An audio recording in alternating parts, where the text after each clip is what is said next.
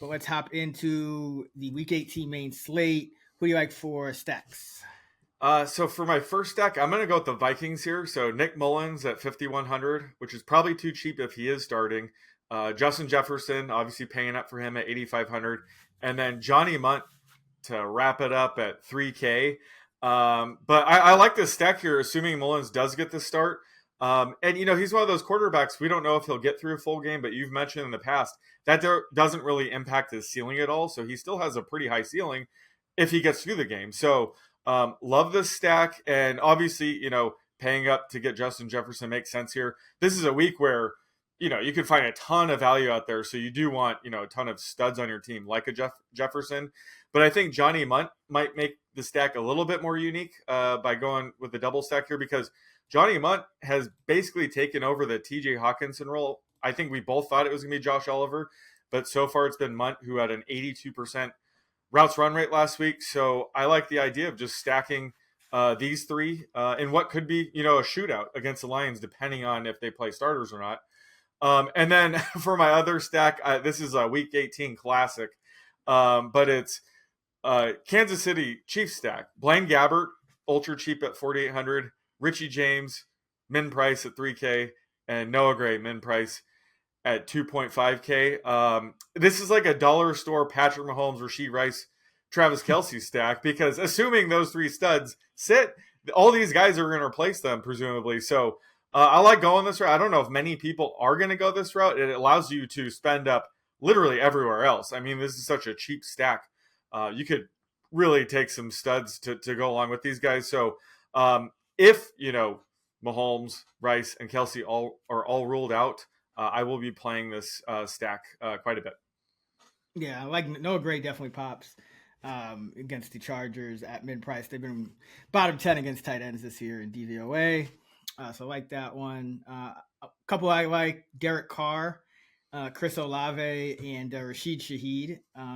Carr is 5,600, playing the Falcons, who 29th in DVOA against the pass, 8th against the run. So they're a pass funnel. Saints need to win the game.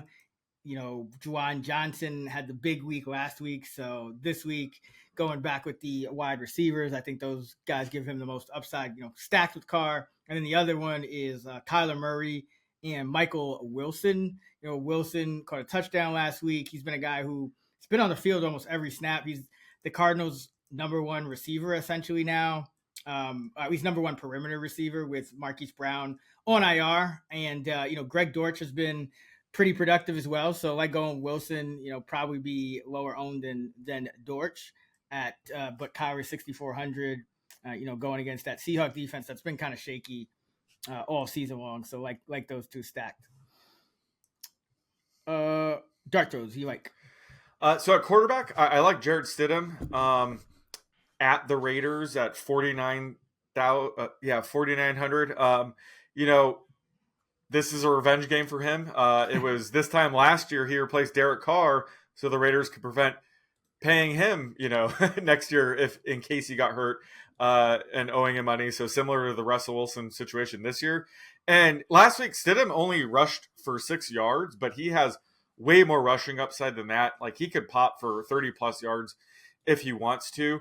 And I'll like him even more if, Cortland Sutton and Marvin Mims both return this week, specifically Sutton returning this week. So he probably shouldn't be under 5K right now with a great matchup against the Raiders. And at running back, two guys really stand out to me so far. It's Pierre Strong at 4K against the Bengals. We talked about the Browns really having nothing to play for as they clinch the number 5 seed. So I don't know how they're going to handle their backfield. They might just rest both Jerome Ford and Kareem Hunt. They're basically dual starters and give Pierre Strong a ton of work here. That's something that we'll have to monitor throughout the week. And then Jaleel McLaughlin at the Raiders. He's 4,400. I'm not sure why he's so cheap. He got the nominal start last week. He took the very first drive, and unfortunately, I think they went 3 and out. So he ended up getting, the same amount of work as he did in week 16, but he looked amazing once again. So this is a week where, he could end up seeing a ton of work, and he's the kind of guy that could just go off if he does get, even more touches. So like him at that price. At wide receiver, there's a couple like really cheap guys I like. Ronnie Bell for the 49ers is 3,200. Could end up being the top wide receiver depending on who the 49ers hold out after clinching the 1 seed. So would not be shocked if they rest both Deebo Samuel and Brian Ayuk. Juwan Jennings, he's been dealing with the concussion, so I can't imagine them forcing him out there. So it could be Ronnie Bell, who in limited action this year has actually popped off. He has 2 touchdowns on just a handful of catches, and those catches have all gone like for big yardage. So he had a solid preseason. Would make sense to give him some more run here. And Richie James at 3K, assuming the Chiefs do rest guys like Rashee Rice and Travis Kelce. Richie James could be Blaine Gabbert's top target. So at 3K, that's a steal.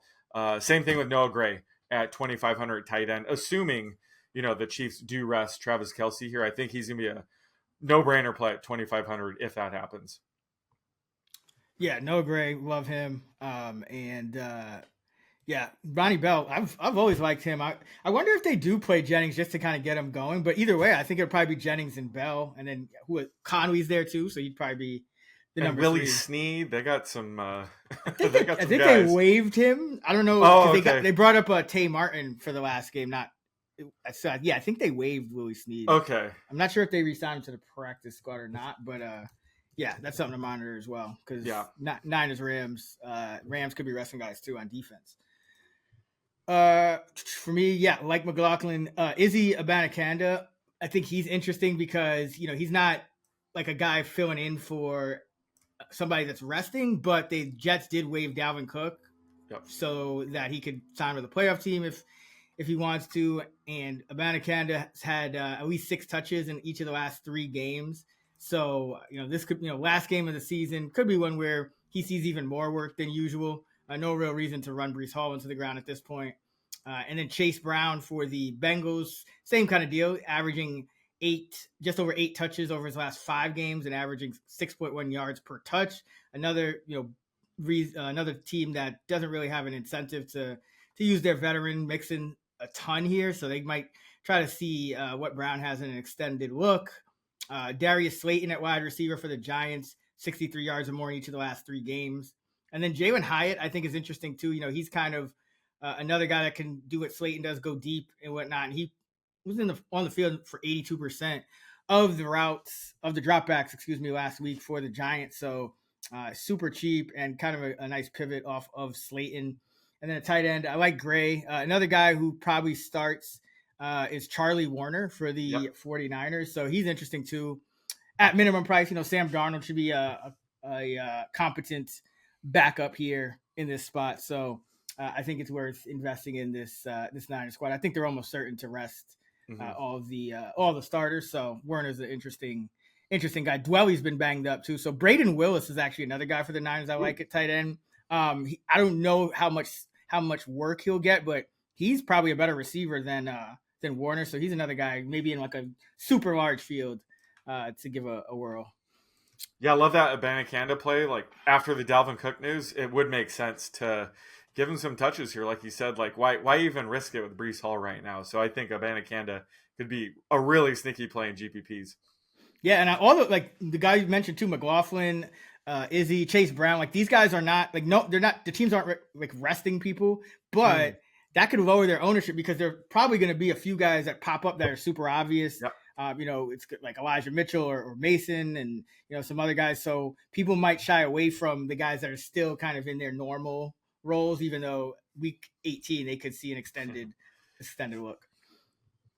All right, let's jump to DK, and I think I went first last week, so okay, you're on the clock. Oh boy, who do I go with? There could be a lot of false value out there too. I'm assuming a lot of guys are going to be out this week, so yep. Damn, this is very tricky. I am going to go with nope, can't go running back. Let's see. Actually, I am going running back. Let's go with Rachaad White at 7,600. All right. I'm going to go with Tyrod at quarterback at 5,300. Damn it. You know what? I'm going to go. So I went with my number one ranked running back. I'm going to go with your number one ranked running back. I'm going to go with James Conner. I'm going to spend up at running back because I'm a little too gun shy on some of these guys I'm assuming are going to get a big workload. We'll do that other positions. I see. I can see that. Let's go with the Patriots defense at home against the Jets for 3,600. I think the total's like 30.5 for that game or something like that. It's nuts. Yeah. I didn't even look at defense. That's probably an oversight on my part. Oh, great. All right. I'm going to go with a wide receiver. I'm just going super cheap here. I'm going Cedric Tillman at 3,900. I'm assuming they'll rest Cooper, who was out last week with an injury. Elijah Moore had that brutal concussion. Can't imagine they force him back, and rest Njoku might as well. So Tillman could be the Browns. I think he'll be the Browns' number one receiver and target this week. Yeah. That's actually a good call. That's a really good call. Okay, let's see. I'll take Noah Gray at tight end at mid price. Pretty sure Kelsey's not going to play. Right. Yeah. That's a pretty safe call, I think. See, I have 5,400 remaining per player. I'm going to go with another cheap receiver. Demarcus Robinson is 4,500. The Rams, if they do rest people, it'd be, Cooper Kupp, Puka Nacua. I don't know if Robinson will be part of that group, although he could be. He's been friggin' good. But even if it's like backups and stuff, it would be Carson Wentz at quarterback. So that's not too it's not too bad of a drop off. So I kind of like Demarcus Robinson at 4,500. I'm gambling that he won't rest, I guess. Yeah, I was thinking of him too. I get like the only thing that gave me pause is that they have 6 receivers active every week, so they could technically rest like their top 3. But Robinson's been playing so well, because then it would be Tutu Atwell who would be the one that would be like right. But yeah, I feel like it's probably more than likely that they let Robinson continue to stat pad. Yep. All right. So I got 64-33 for 2 running backs, 3 wide receivers, and a flex. I got to start spending up. Let's see. Let's go with Hopkins at 6,100 against the Jags. Yeah, I got some incentives there. So I was looking to go there next. Crap. Nice. Okay. I have to take a different approach. Let me just get the defense out of the way so I can know how much money I have. I'm going to go with the Bengals at 3K. I know they're horrible, but they are potentially facing PJ Walker and the backups. So at 3K, might as well. And I have Tillman, but hey, if PJ Walker throws a couple pick sixes, that's just going to make it more likely Tillman gets targets. So I think those can correlate and be fine. So I'm okay taking the Bengals here as well. Yeah, I was thinking about them, but you're right. Yeah, some of the guys, like if they play any backups, oh man, it could get ugly both ways. But right, yeah, don't hate it. You said you were low on Smith and Jigba because the Cardinals play a lot of zone. It was. Yeah, just a run heavy game plan. Sometimes he can have his routes run rate can take a little bit of a hit if they're sending Will Disley and Parkinson and Fant out there and multiple tight end sets. He's usually the odd man out. So there was a bunch of little tiny subtle factors there, but I still like him as a player. Oh yeah, of course. He is too cheap, all things considered. No, I was actually thinking about like Metcalf versus Lockett because I know Lockett's actually 5,600. That's very affordable. And he had like one catch for 10 yards or something. He had a really bad game. Yep. But so yeah, he's due for a bounce back. Let's go with Olave bounce back spot. 6,700 against the Falcons. I think the Saints need this one. Tight ends had a big game last one, so I expect Olave to have a better game than 3 catches for 26 yards last game. Yep, 3 catches for 26 yards. Yeah, I expect a bounce back for him. That wasn't even his fault. Just that game, Saints won by 10, but it felt like they won by 30. It was just never close. So they just abandoned the pass immediately. So it hurt both Olave and Shaheed. So they just didn't have to throw. So that's kind of why they had those down games. So yeah, I like the bounce back. I was looking to spend up a wide receiver, and I was looking at Olave. I'm just going to go all the way up to Justin Jefferson. He's like the only guy in this range you can feel comfortable with Right. playing the full game. So I'm going to go with him and hope Okay. it's not Jaron Hall under center. Yeah, right. Exactly. Okay, I got 64.50 for 2 running backs, 1 wide receiver, and 1 flex. I will take my chances with Calvin Ridley at 6,500. Titans has been pretty bad against wide receivers, must-win game for the Jags. So even if we get a backup quarterback, which I think Lawrence will play, but Ridley would still have a chance to go off. And I got Hopkins on the other side, so a little bit of correlation there. So yeah, let's go with him for 6,500. All right, I'm going to go with the tight end. I thought I was going to go the ultra cheap route. I'm going to go like kind of cheap route. Chigga at 3,500. Josh Wiley's on the IR, so Chig has been consistently running a route on like 80% of the dropbacks. He's basically who we thought he'd be heading into the season. It just took him 12 weeks to get there. Mm-hmm. So I do like his floor ceiling combo right now at 3,500 against the Jags. And maybe if the Jags do end up double teaming and triple teaming Hopkins due to the incentives, it'll leave Chig open on a few plays. Yeah, right. Oh man. Okay. Eesh, yeah, running back is gonna be so tough. Okay, I'm gonna go. Sheesh, I guess I'm gonna go Bijan Robinson at 6,600 because I got an average of about 6,500 left. Need to fill 2 running back spots in the flex. So yeah, we'll go Bijan here, and he did have 27 fantasy points again, DraftKings points against the Saints last time. 16 carries, 91 yards and a touchdown. 3 catches, 32 yards and another touchdown. So had one of his best games, if not his best game, really, against the Saints. Mm-hmm. So that probably means nothing with Arthur Smith, but right. Yeah, just not much we're working with here. And I already got Olave, so a little bit of correlation too. So give me Bijan. All right. I'm gonna go with I think I'm gonna do quarterback now. Yeah, I'm gonna just go Geno Smith at 6,100. At least I know he's gonna play the whole game. At least I know he's gonna start and play the whole game. I can't say that with a lot of these other quarterbacks that I have ranked in this range. So even though I think it will be, a pretty run heavy game plan, I do think Geno still has a good enough game here to take it 6,100. Yeah. Yeah, I have him as a top 10 quarterback. I mean, it's still the Cardinals defense, so yeah, shouldn't be too tough, but yeah. All right. So I have 6,350 for running back flex. Let's see. Let's go Chuba Hubbard at running back.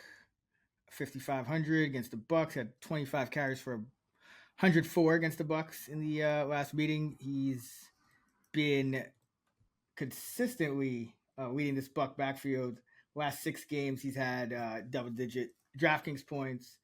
Miles Sanders just looks washed. So yeah, we'll go Hubbard at 5,500.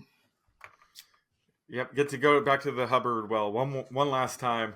I saw we both ended up on Miles Sanders under. I had like 29.5. You had 28.5. Didn't matter. Didn't even come close. I thought that was a mistake at first. Like I thought they meant like 19. Like it was a typo. I was just baffled by that. But yeah, that was. I mean, he barely got any carries the last few weeks. But right, yeah, Chuba's been the backfield leader. So I have 6,800 left over for my flex. That's the beauty of this format is I screwed myself here. I was hoping to get like Olave there at 6,700 just stands out. But that's it. Like right now, the highest projected player I can take right now is Trey McBride at 6K. So that's where I'm going to have to go. So I have $800 left over. That's just my bad planning and week 18 effect going on there. I mean, it will be a pretty contrarian line, I think. I doubt anyone would even Well, this is cash. I don't want to go that contrarian. Plus, I have James Conner already, so I need McBride to get them down the field and Conner to punch it in. I need like very specific things to happen now. Yeah, that is. Hey, I mean, it can. I mean, McBride, he's a good bet to catch what, like 5+ balls 8, at least. So 10. yeah, it shouldn't kill you that much. But all right, I'm gonna close it. So I have 7,200 for a flex. I do have some options here.